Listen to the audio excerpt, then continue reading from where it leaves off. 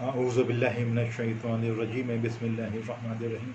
قال اللہ تعالی فی القرآن المجید والفرقان الحمید الا ان اولیاء اللہ لا خوف علیہم ولا هم یحزنون صدق اللہ العظیم وصدق رسولہ النبی الکریم۔ اللہ تبارک و تعالی نے اس قوم کے اوپر بہت احسان فرمایا،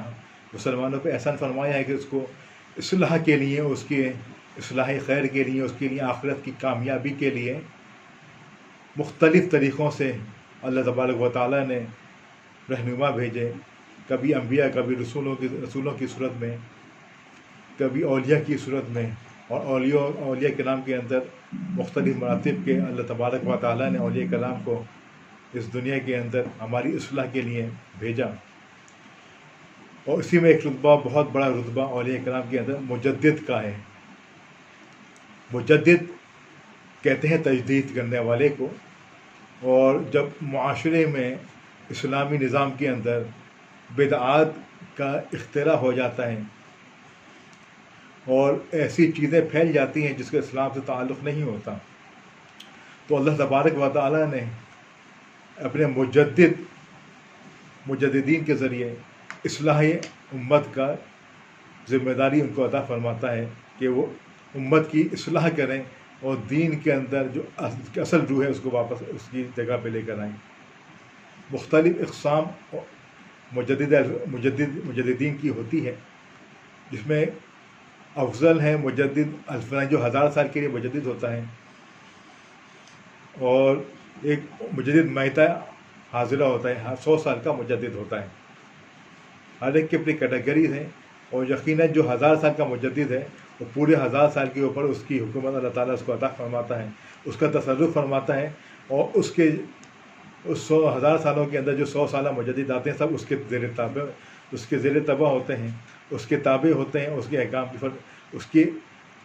روحانی اس سے مشاورت کرتے ہیں، اس سے روحانی رہنمائی لیتے ہیں، اور اس کے احکامات، اس کے طریقۂ کار کو آگے پروان چڑھاتے ہیں۔ اس وقت جہاں تک تعلق 1000 سال کے مجدد کا، تو سب سے پہلے جو 1000 سال کے مجدد الف اول حضرت عمر بن عبدالعزیز رضی اللہ تعالیٰ عنہ تھے، اور اس کے بعد یہ مرتبہ، یہ مشرف شیخ احمد فاروقی سرہندی، مشہور حضرت مجدد الفسانی رحمۃ اللہ تعالیٰ علیہ کو یہ حاصل ہوا کہ وہ دوسرے 1000 سال کے مجدد ہیں۔ حقیقت میں مجدد الفسانی ہی مجدد اعظم ہیں، اور وہ 100 سال کے مجدد نہیں بلکہ 1000 سال کے مجدد ہیں۔ وہ علماء اور مشائخ کے مشارون علیہ ہیں۔ مولانا حضرت امام احمد رضا خان فاضل بریلوی علیہ رحمہ نے مولانا محمد علی مونگیری کو آپ کی طرف متوجہ کیا اور آپ کے فرمان کو واجب الاطاعت قرار دیا۔ وہ شاہ فضل الرحمن گنجباد آبادی نقشبندی مجدد کی خدمت میں حاضر ہوئے اور نوازے گئے، اور اپنے دارالعلوم منظر اسلام کے صدر مدرس بھی مولانا محمد ظہور الحسین فاروقی نقشبندی ہی کو مقرر فرمایا، اور آپ کے خلیفہ قطب مدینہ مفتی ضیاء الدین مدنی علیہ رحمہ حضرت مجدد الفسانی کو کہتے تھے کہ ہم ہمارے سر کے تاج ہیں۔ اور سب سے پہلے عبدالحکیم، آپ کے خلیفہ حضرت مجدد الفسانی کے خلیفہ عبدالحکیم سیالکوٹی علیہ رحمہ نے سب سے پہلے حضرت مجدد الفسانی کو مجدد الفسانی کی تحریر فرمایا اور اس لقب سے آپ کو نوازا، اور بے شک آپ مجدد اعظم ہیں۔ ان کی زندگی کے اوپر مختصر سا آج جائزہ لیں گے، اس کے بعد ہمارے اگلے جو پروگرام ہوں گے وہ اس سے مختلف جو آپ کے زاویے ہیں زندگی کے، اس کی سیرت کے، اس کا بیان فرمائیں گے۔ اس کے جو حضور حضرت شیخ احمد سرہندی مجدد الفسانی سرہند شریف میں مشرقی پنجاب بھارت میں 971 ہجری میں آپ پیدا ہوئے، اور 1034 ہجری میں آپ نے یہی وصال فرمایا۔ آپ کے والد گرامی کا اسم گرامی شیخ عبدالاحد تھا، اور آپ کے اپنے زمانے کے بہت ہی جلیل القدر عالم بھی تھے اور عارف بھی تھے۔ He was a really great spiritual scholar and a leader of his time۔ حضرت مجدد الفسانی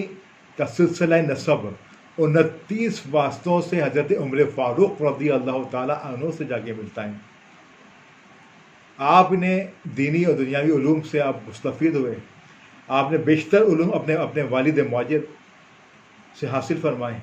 اور اس کے علاوہ حضرت مولانا کمال الدین کشمیری، مولانا یعقوب کشمیری، حضرت بہلول بدخشی وغیرہ سے علوم نقلیہ و عقلیہ کی آپ نے تکمیل فرمائی۔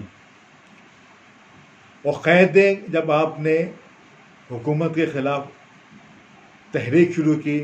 ان کی بدعات کے خلاف، ان کے کفریہ عقائد کے خلاف، تو آپ کو خلاف گوالیار میں آپ کو قید و بند کی صعوبتیں برداشت کرنا پڑیں۔ 1028 سے 1029 تک آپ وہاں پہ قید رہے، اور آپ نے جب وہاں پہ قید رہے اس کو بھی آپ نے علم دین کو حاصل کرنے اور پھیلانے کا ذریعہ بنایا۔ آپ نے اسی دوران قرآن کریم کو حفظ فرمایا، اور آپ کے وجود مسعود سے سرہند شریف مرکز رشد و ہدایت بنا اور مرکز علم و دانش بن گیا۔ یہاں آپ نے ایک عظیم الشان مدرسہ تعمیر فرمایا، جس کا علمی دور اور نزدیک جو فیض تھا جاری رہا، اور علم و حکمت کے ذخیرے اور بے بہا نگینے آپ اس دارالعلوم نے بکھیرے۔ لیکن اصل جو اس ماخذ تھا اس دارالعلوم کا، وہ حضرت مجدد الفسانی رضی اللہ تعالیٰ عنہ کے مبارک سینے سے جو فیض جاری ہوا، جو فیض گنجینہ اور علم و حکمت کے جو موتی اور فیض جو نکلے، وہ کسی مدرسے میں ملنے والے نہ تھے، وہ آپ کے سینے سے ہی جو ان طالب علموں کو ملے، اور ان طالب علموں نے پوری دنیا میں آپ کے علم کے نور کو پھیلایا۔ آپ کی جو بیسک تعلیمات میں ان کے جو عقائد میں سے وہ یہ بات ہے، حضرت مجدد الفسانی خلفائے راشدین،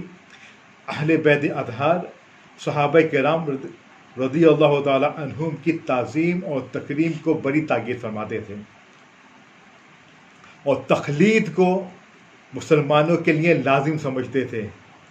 اہل سنت و جماعت کو فرقہ ناجیہ سمجھتے تھے۔ نجات ابدی کے لیے ہر صورت میں علماء اہل سنت و جماعت کی پیروی کو آپ لازمی قرار دیتے تھے۔ آپ کے عقیدے کے مطابق اللہ نے حضور انور صلی اللہ علیہ وسلم کو اپنے نور سے پیدا فرمایا، اور آپ حضور صلی اللہ علیہ وسلم کی ظاہری صورت بشری کے قائل ہیں، لیکن جو حضور صلی اللہ تعالی وسلم کو بشر کہتے ہیں اور دوسرے انسانوں کی طرح اپنی طرح خیال کرتے ہیں، آپ ان کو دائرہ اسلام سے خارج سمجھتے ہیں۔ آپ حضور اکرم صلی اللہ تعالی علیہ وسلم کے دوستوں سے دوستی اور آپ کے دشمنوں اور گستاخوں سے دشمنی کے قائل تھے۔ He was really intended to live with the companion of the Prophet and to be opposite and make a wars against his enemies. He was really hard in this opinion. آپ نے بہت سنت نبوی پر بہت زور دیا۔ He really emphasized on the sunnah of the Muhammad sallallahu alaihi wasallam for the following of his life, to following of his Islamic way. He was really intended for this. اور بدعت میں آپ کا موقف یہ ہے کہ حضور صلی اللہ علیہ وسلم نے اپنے کرم سے ہم کو قرآن و سنت عطا فرمایا۔ جس طرح قرآن کریم فرقان حمید میں کسی بھی قسم کی تبدیلی یا کمی بیشی جائز نہیں ہے، اسی طرح سنت میں بھی کسی قسم کی کمی بیشی اور تبدیلی جائز نہیں ہے۔ آپ ہر اس بدعت کی مخالفت کرتے ہیں جس میں سنت میں کمی بیشی لازم آتی ہے۔ البتہ اس کے علاوہ ہر بدعت حسنہ کو آپ جائز قرار دیتے ہیں، بلکہ بدعت حسنہ کو سنت حسنہ کے درجے پہ رکھتے ہیں آپ، کیونکہ جس حدیث میں نیک کاموں کا ذکر آیا ہے، نیک کاموں کی ترغیب دی گئی ہے، اس میں سنت حسنہ اور سنت سیئہ کے الفاظ آئے، تو آپ نے اسی حدیث پاک کو بدعت حسنہ کی تائید میں کئی جگہ پہ آپ نے نقل فرمایا ہے۔ آپ کو کئی سلاسل سے اجازت و خلافت تھی، جس میں سے مشہور سلاسل 7 ہیں، جس میں سے آپ کو طریقت کی اجازت تھی۔ ان سلاسل میں آپ کو خلافت بھی حاصل ہوئی اور ان کی اجازت بھی حاصل ہوئی۔ سلاسل کبریہ، مداریہ، سہروردیہ، قلندریہ اور چشتیہ میں آپ اپنے والد ماجد شیخ عبد الاحد رحمۃ اللہ تعالیٰ علیہ سے اجازت و خلافت حاصل تھی، اور سلسلہ قادریہ میں شاہ سکندر کھیتلی سے، سلسلہ نقشبندیہ میں حضرت خواجہ محمد باقی باللہ علیہ رحمہ سے آپ نے اجازت اور خلافت آپ نے حاصل کی۔ آپ نے دین متین کی فروغ کے لیے، آئے اسلام کے لیے، اتباع سنت کے لیے، تصوف کی اصلاح کے لیے، بدعات کے استحصال کے لیے اور اسلامی حکومت کے قیام کے لیے آپ نے بڑی جد و جہدیں کی۔ اس سلسلے میں آپ نے عملی اقدامات کیے، اور یہ کہ نکل کر خانقاہوں سے ادا کر رسم شبیری کی عملی مثال بن کر آپ نے دکھایا۔ اس کے علاوہ آپ کی تصانیف بہت زیادہ مشہور ہوئی، آپ نے علمی جہاد بھی بہت زیادہ فرمایا۔ حضرت مجدد الفسانی کی متعدد تصانیف میں فارسی مکتوبات شریف اپنی نظیر نہیں رکھتے۔ 3 جلدوں کے اوپر آپ کے یہ مکتوبات شریف ہیں، اور اس کے علاوہ آپ کی بیش بہا تصانیف بھی موجود ہیں، جس میں مشہور زمانہ اثبات النبوہ، مبدع و معاد، مکاشفات غیبیہ، معارف لدنیہ، رد الرافدہ، شرح رباعیات اور رسالہ تعین ولا تعین،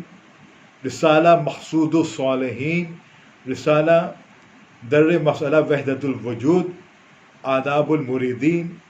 رسالہ جذب و سلوک اور رسالہ علم حدیث وغیرہ بہت مشہور کتابوں میں سے ہیں۔ حضرت مجدد الفسانی کی نگارشہ تصانیف گو کے تعداد میں اتنی زیادہ نہیں ہیں، لیکن ان کی قدر و قیمت اتنی زیادہ ہے کہ وہ انمول نگینوں کی مانند ہے۔ اور مکتوبات کی صرف مکتوبات شریف کا ذکر کیا جائے تو شاعر مشہور علامہ اقبال، جو کہ بہت بڑے انگریزی دان بھی تھے، آپ نے اور بہت بڑے منتقد تھے حضرت مجدد الفسانی کے، آپ نے اس کو انگریزی زبان میں ترجمے کی کوشش کی، لیکن بالآخر یہ کہ اگر انہوں نے یہ کام روک دیا کہ جو اس میں الفاظ استعمال کیے ہیں حضرت مجدد الفسانی علیہ رحمہ نے، جو انہوں نے اس کے اندر ٹرمینالوجیز استعمال کی ہیں، these can not be translated into English, وہ انگریزی میں ٹرانسلیٹ ہو ہی نہیں سکتی۔ آپ نے ہاتھ کھینچ لیا، ماشاء اللہ اتنے بیش بہا نگینے آپ نے اس امت کو عطا کیا۔ اللہ تعالیٰ ہمیں ان کے نقش قدم پہ چلنے کی توفیق عطا فرمائے۔ 28 سفر آپ کا عرس مبارک ہے، اس مبارک دن کے اوپر ان کے اوپر خوب اثار ثواب کیجیے،